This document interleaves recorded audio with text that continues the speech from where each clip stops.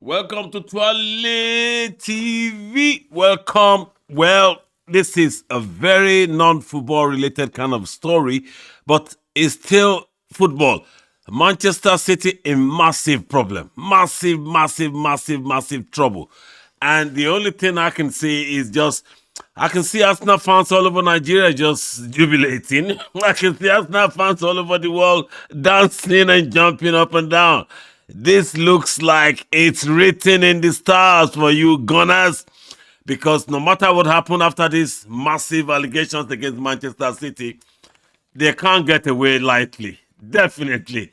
So Arsenal, it's a win-win situation for you guys, and I'm just enjoying it. Watching my two enemies having a go at each other. Arsenal celebrating, Manchester City being, well, they're not being whooped yet, but we reckon with about 100 charges.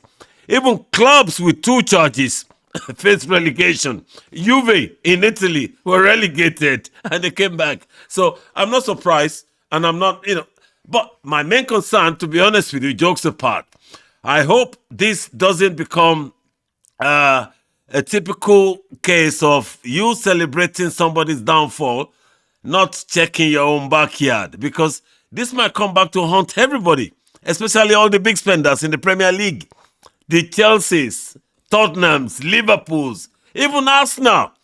Okay? Because Man City are not going to lie down quiet. They're not going to lie down quiet. They know people bypass the rules one way or the other, spending more than what they earn.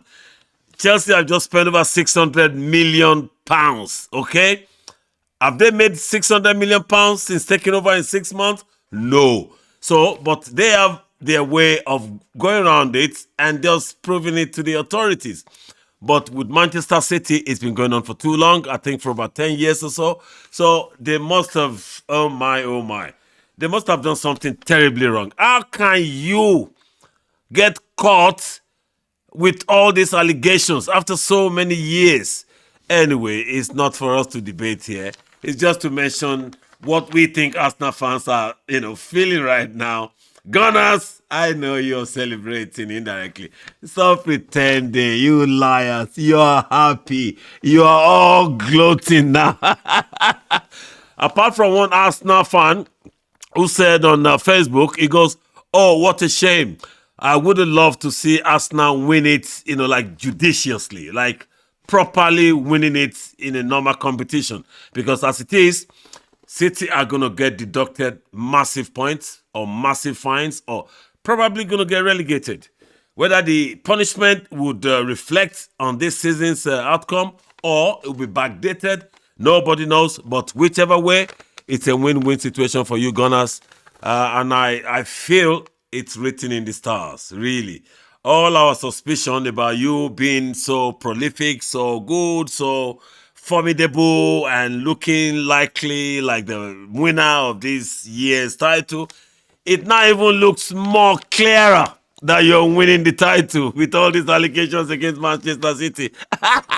City fans, don't be upset with me. I'm just enjoying everything.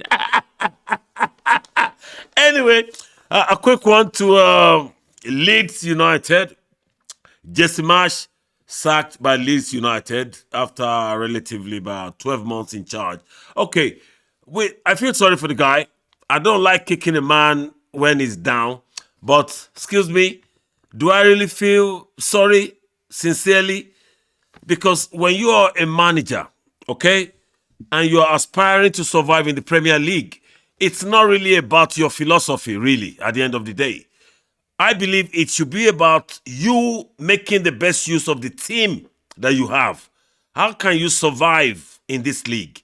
So if your philosophy is high press, attacking game, and you're taking over Leeds United, and your name is Jesse Marsh from America, and you're meeting Chelsea, you're meeting Man City, you're meeting Liverpool, and you are, competing with them with that same philosophy or ideology, you're going to get whooped.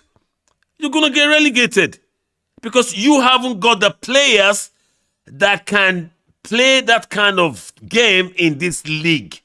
The teams that play that kind of games in this league, they have been doing it for years, and they have so many talented players, warriors, who will stop counter-attack, who will stop. They can mitigate against any problem. They can just see it before it happens, and they do get away with it. And that's why they can sustain themselves with those type of style of games. Okay, the Mourinho's will come. They will press you when they need to press you. If they're meeting the cities, they know, okay, it's your style to go crazy coming at me. Then they sit deep if they need to sit deep. The contest will sit deep if they need to sit deep. So when you are an average manager taking over an average club, like we have at Nottingham Forest, okay, they're riding high on the table now. Good luck to them. But their style of expansive kind of game, high press, you haven't got the players to sustain that style in this league. If you're coming from the championship, if you do that every day and you're beating people every day, good luck to you. Immediately you step into the Premier League, then you have to reassess. I just don't understand why managers make this kind of mistakes all the time. All the time. Look at Frank Lampard. Poor guy, he got sacked at Everton. All because he was trying to practice his philosophy. The same philosophy that worked for him really well at Chelsea. Because he has these talented kids that can just adapt and carry out those instructions. And he did really well. A particular game against Manchester City when Lampard was managing Chelsea, he actually outplayed Manchester City. The same Manchester City under Pep Guardiola. He had more possession than Manchester City. But going to Everton, can he really achieve that? No. Because you haven't got those kind of players that can make you do what you did at Chelsea.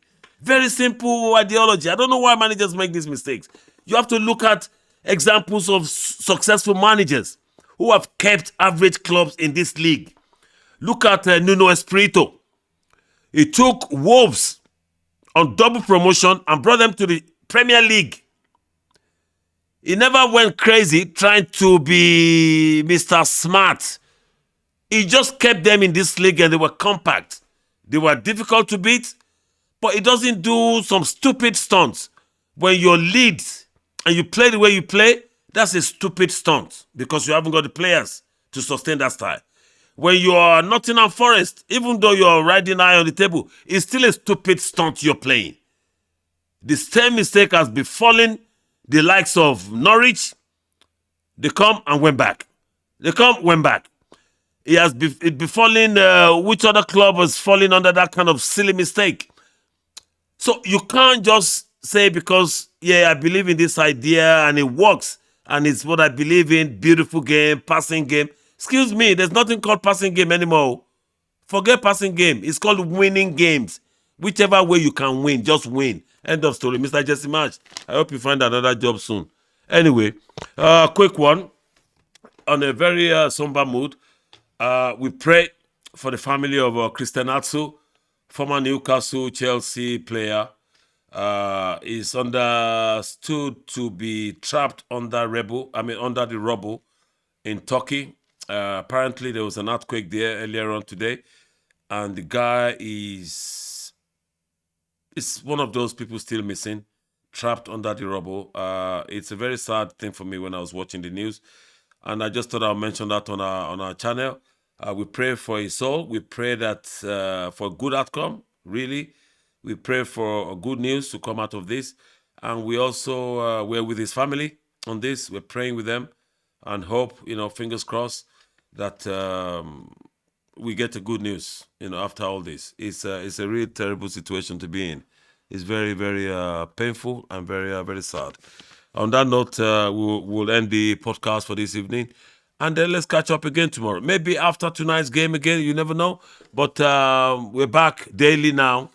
And then to round it up, Gunners, you can go and start to celebrate now. I beg, why not? City in trouble. Anyway, City fans, don't mind me. It's called banter. All right, people, have a lovely evening and we'll catch up tomorrow. Hasta la vista, babies. Ciao. I'll see you later. Ó dàárọ̀. Wale.